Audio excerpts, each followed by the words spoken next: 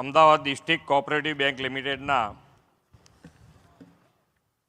સ્વર્ણિમ શતાબ્દી સમાપન મહોત્સવમાં આપણી સૌની સાથે મંચ ઉપર ઉપસ્થિત સહકારથી સમૃદ્ધિના પ્રણેતા, દ્રઢ મનોબળના ધની, માન્ય કેન્દ્રીય ગૃહ અને સહકારિતા મંત્રી શ્રી અમિતભાઈ શાહ સાહેબ, પૂજ્ય મહંત સ્વામી આત્મપ્રકાશદાસજી, મારા સાથી મંત્રી શ્રી જગદીશભાઈ વિશ્વકર્મા, સાંસદ શ્રી હસમુખભાઈ પટેલ, રાજ્યસભાના સાંસદ શ્રી મયંકભાઈ નાયક, મારા સાથી ધારાસભ્ય શ્રી બાબુભાઈ પટેલ, શ્રી અરુણસિંહ રાણા, એડીસી બેંકના chairman Shri Ajaybhai Patel, vice chairman Shri Jagdishbhai Patel, પૂર્વ ચેરમેન શ્રી ઘનશ્યામભાઈ અમીન, શ્રી દશરથભાઈ પટેલ, સૌ ડિરેક્ટરશ્રીઓ, મંચ ઉપર ઉપસ્થિત સૌ મહાનુભાવો, અહીં વિશાળ સંખ્યામાં ઉપસ્થિત સૌ સહકારી ક્ષેત્રના સદસ્યશ્રીઓ, પ્રેસ મીડિયાના મિત્રો, આપ સૌને મારા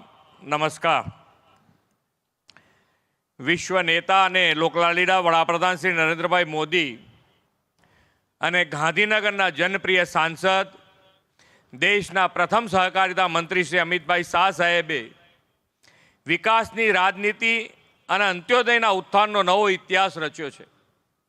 સૌના સાથ, સૌનો વિકાસ, સૌનો વિશ્વાસ, સૌના પ્રયાસ મંત્રથી સૌને સાથે લઈને પરસ્પર સહકારથી આગળ વધવાની એક સર્વગ્રાહી વિકાસ પરંપરા દેશમાં વિકસી છે.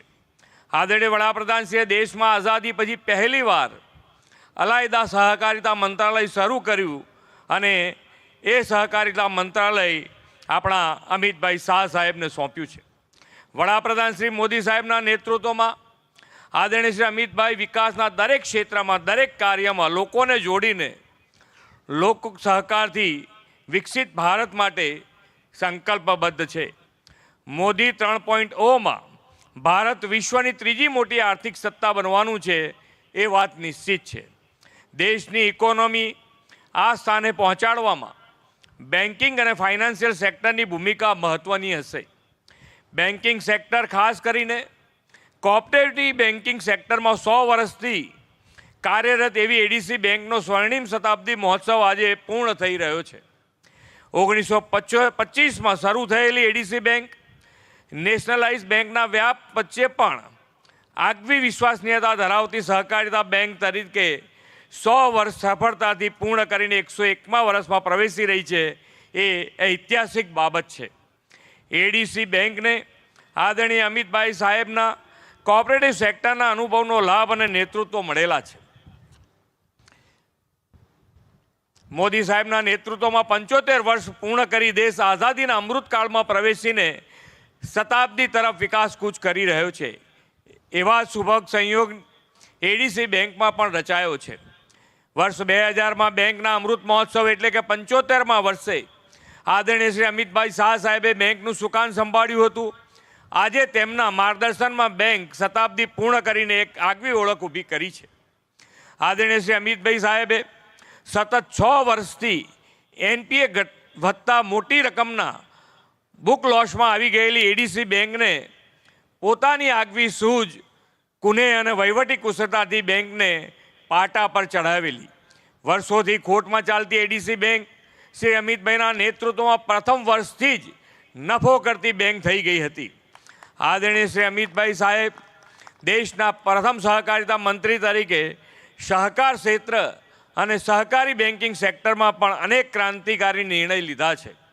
તેમના નેતૃત્વમાં દેશમાં 29 વિવિધ ક્ષેત્રોમાં 8 લાખ જેટલી સહકારી સંસ્થાઓનું સુચારુ વ્યવસ્થાપનની દેશની અર્થવ્યવસ્થામાં મજબૂત યોગદાન મળી રહ્યું છે.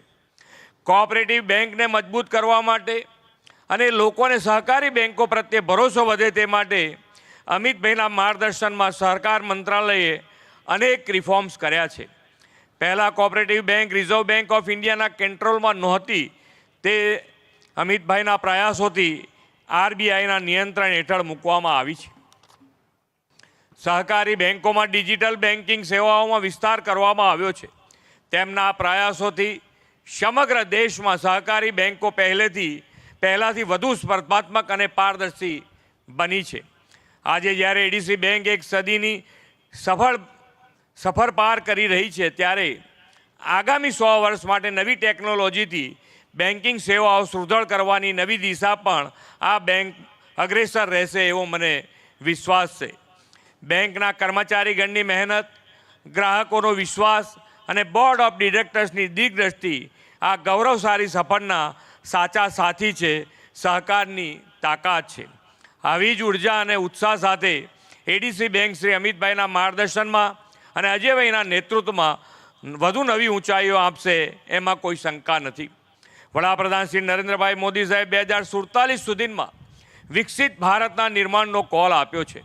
વિકસિત ભારત માટે તેમણે સસ્ટેનેબલ ડેવલપમેન્ટની દિશા આપી છે. આ માટે તેમણે એક પેડ મા કે નામ, કેચ ધ રેન, સ્વચ્છ ભારત જેવા અભિયાનો શરૂ કરાવ્યા છે.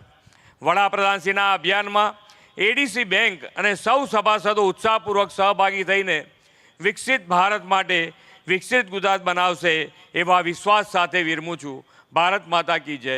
વંદે માતરમ. જય જય ગરવી ગુજરાત.